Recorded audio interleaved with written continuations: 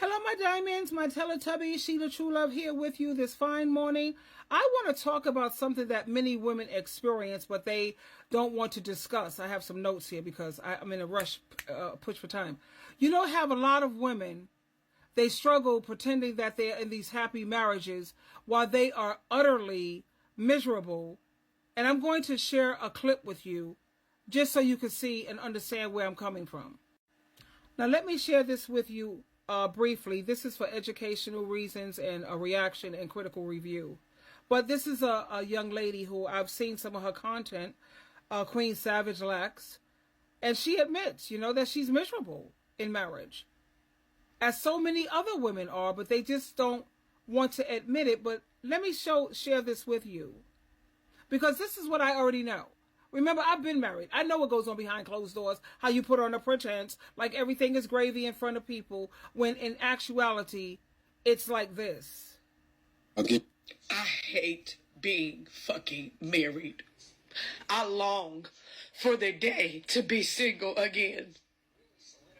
The only thing that's causing me to stay and stick it out is because I've been a housewife for 10 years. And to get back out there in the workforce with a mental illness, there's some fears that I have. But I literally do hate being married.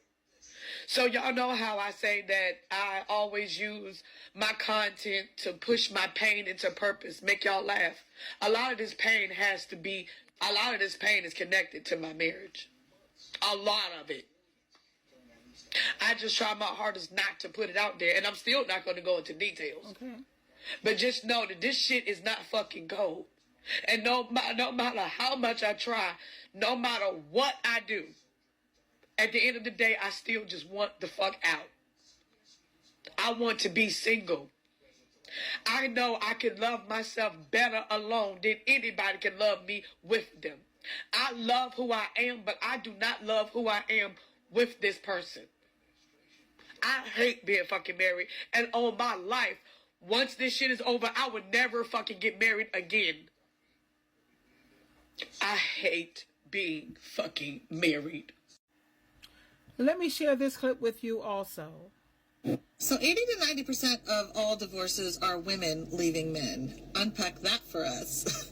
I looked up the research, and it's 70% of women that are initiating divorce. Would you work at a company that only had a 30% retention rate for their employees? 70% of the employees are leaving the company. Would you think, oh man, these employees suck? Or would you think, what the hell's wrong with that employer that they can't keep any employees? So then I put my researcher cap on, and I read a lot of articles from psychologists who are doing all this marriage counseling to see what's really going on. And hands down, the women are mad. They feel tricked. They get into this marriage thinking that they're going to have a partner and they're going to have support. And the three biggest reasons that women are walking away from marriage is, number one, their partner isn't emotionally intelligent and doesn't know how to emotionally connect. So there's no actual friendship between the husband and the wife. Number two, the women are carrying all of the mental load and emotional labor for the entire family, and it's exhausting. And number three, they're just not accepting abuse anymore. And abuse is defined as someone who tries to control you, manipulate you, or neglect you. And the statistics show that 50% of women, once they get divorced, don't remarry. They're done. But 70% of men will remarry. Because studies also show that marriage is much more beneficial for men. They live longer, and they're able to make more money in their jobs because someone's holding things down at the home fort. And marriage is not beneficial for women, and tend to rely on women to do all of the household labor, to do all of the mental load of making doctor's appointments, purchasing the things for the house, doing the cooking, the cleaning, and that the women are carrying the emotional labor as well. Meaning they're always trying to initiate connection and help regulate everybody's emotions better. I'll also add that only 27% of women say that they regret getting a divorce, whereas 39% of men say they regret getting a divorce. So the institution just isn't working for women much anymore. And so much of that has to do with the fact that men are struggling to regulate their emotions, to be emotionally intelligent, and to know how to emotionally connect with a woman. Fundamentally. Let's take a look at this. Let's listen to If this. you break it down fundamentally, 56% of marriages. Now, this is a famous divorce attorney, James Sexton. And this is what he is learning, or has learned, when it comes to marriage. End in divorce. If you break it down fundamentally, 56% of marriages end in divorce. Like, think about, that's the ones that end in divorce. So how many people, what percentage stay together for the kids? Or because they don't want to give away half their shit? Another 10%? That's conservative. Conservative. But let's say 20% then, okay? That's at least right. You now have a technology that fails 76% of the time. That's insane. That's insane. That's more likely than not.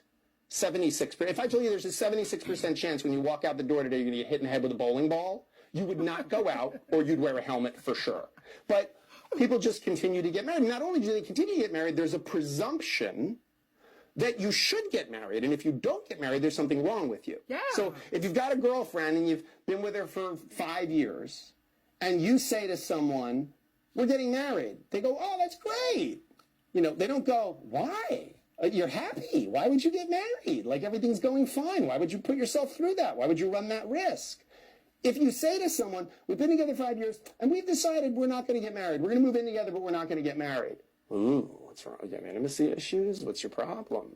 Meanwhile, 56% end in divorce. It's literally fits the legal definition of negligence. It's a negligent behavior. The way you define negligence in law school is when what you lose by not doing something, okay, is lower than the risk of harm. It's what's called a BPL analysis. Let's take a listen to this further. We know, facts, marriage is overwhelmingly unsuccessful. It is way more dangerous than skydiving. Yes, you die from the skydiving, but the chances of a catastrophic skydiving incident is like 0.0003, and one where you die is 0.00001. It's like very limited, the chances of dying from skydiving. Whereas the chances of divorce, again, 56% divorce rate.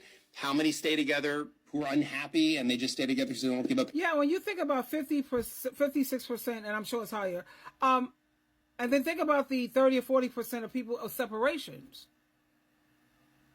And my point is this. I wrote my notes here so I don't be all over the place. Pretending to be happy in a miserable marriage. Let's talk about something that a lot of women are experiencing, but few of them want to discuss openly.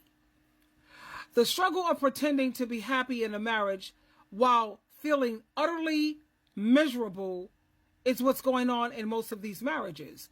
It's a reality that many of us know too well.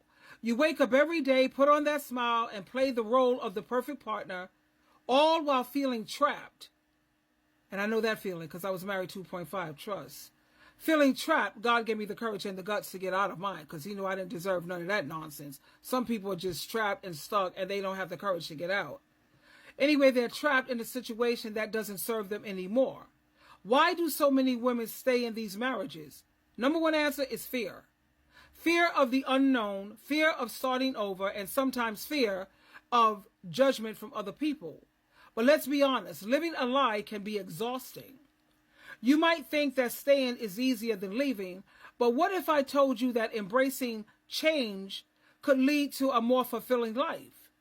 It's okay to acknowledge your feelings. It's okay to admit that you're not happy. But remember that your happiness matters too. You deserve to feel joy, fulfillment, not just in your marriage, but in every aspect of your life. So if you're feeling trapped, start by exploring your options. Seek support groups. Seek help from your friends. It's never too late to rewrite your story. You see, let's stop pretending and let's start being real with ourselves and with each other. Your happiness is not just a luxury. And let me close again. I hate being fucking married. I long for the day to be single again. The only thing that's causing me to stay and stick it out is because I've been a housewife for 10 years. And to get back out there in the workforce with a mental illness. There you go, honey. My time is running out. Twinkle, twinkle, twinkle. you.